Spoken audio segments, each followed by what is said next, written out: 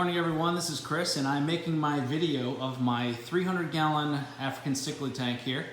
As promised yesterday, I know a lot of you guys and girls messaged me or put down comments on the video and pictures with a bunch of questions about the tank itself, about the filtration, lighting, etc., etc. So I figured I would make a few videos today, break it down, and so it's not one long video.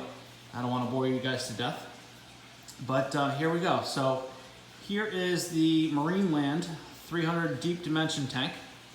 And I wanted to get a good video of this tank because we're actually replacing it next week. We have a 700-gallon tank on the way that is going to be delivered.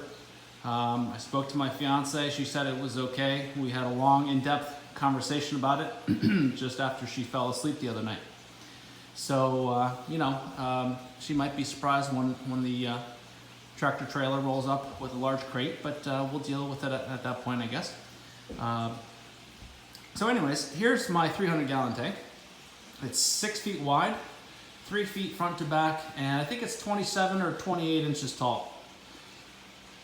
I basically built everything you see here myself, except for the tank, obviously, but the stand, and please excuse the blue painter's tape here. I'm still in the process of staining the project I built yesterday, which, as you guys saw, or most of you guys probably saw, is this countertop here that I added on.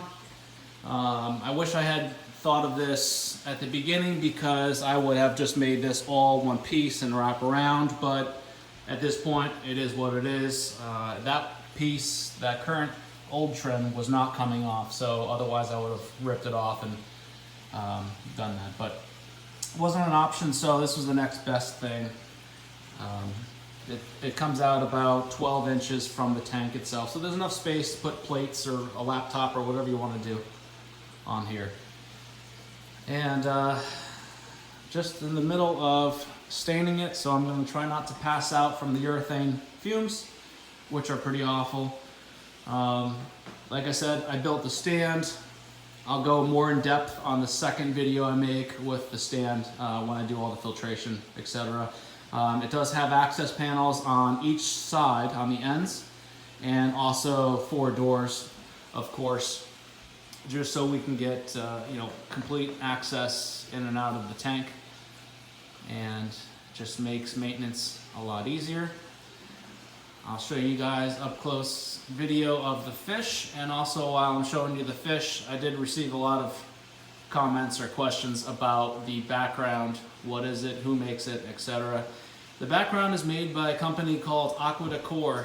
They are in Serbia, although I believe they may have something in Canada as well, I hear. But this one did come from Serbia. It took almost 2 months to receive from the time that I ordered it. There was a lot of measuring, of course, to be done. They wanted exact measurements. There was a lot of back and forth emails, and they were great people to work with.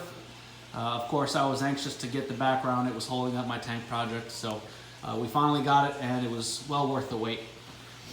They built it right around the overflows. This is a dual overflow tank, of course, so there are 2 corner overflows. And I usually have these, or I should say, I always have these covered up with a piece of black vinyl, so you can't see that at all. I just figured I would take it off and show you guys what the overflow looks like. You can see a little power head in there. I keep a power head moving just so there's no stagnant water on the bottom, basically. And it keeps the water flow going pretty good in there. I have a J-bow, however you want to say it, wave maker on this side. And I also have one on this side, fully controllable. They've been great so far. I've been using this bigger one, the newer one, for about 6 months now. The other one I've had for about 2 years, and they've been working flawless. So no complaints there. The canopy, it's just a simple canopy that I put together. It's not like some of the other canopies I've built in the past that are way more intricate. This one was kind of just get the canopy together, get it on the tank, and let's get this thing going. Let me climb up top here on the chair. I'll try not to kill myself while I do it on these lovely swivel chairs here. So for lighting, a lot of you guys asked about the lighting. So this tank, I have my main light is a 6-foot Beamswork LED light. That's my main light. The light I have in the back, just because this tank is so deep, wide, is a 4-foot Current USA freshwater plus whatever it's called, LED. And I basically use that light for 2 things, or 3 things really. Number 1, I use it, I have it on a special timer that does sunrise and sunset. So basically it's the sunrise obviously early in the morning so the fish don't freak out, but it's more so for the nighttime with the sunset, because I have these lights on until about 9:30, 10 o'clock at night. So instead of the lights just going completely dark and the tank going completely dark, over a 15-minute period of time, the lights slowly dim out to basically a blue moonlight LED that gives them about an hour of blue moonlight, which is actually really cool looking at night. The other thing it does for me is I have it set to a sound machine to mimic thunderstorms. So it gives me the capability to you know, mimic thunderstorms. So I have the lightning flashing along with the thunder sound on the on the player speaker.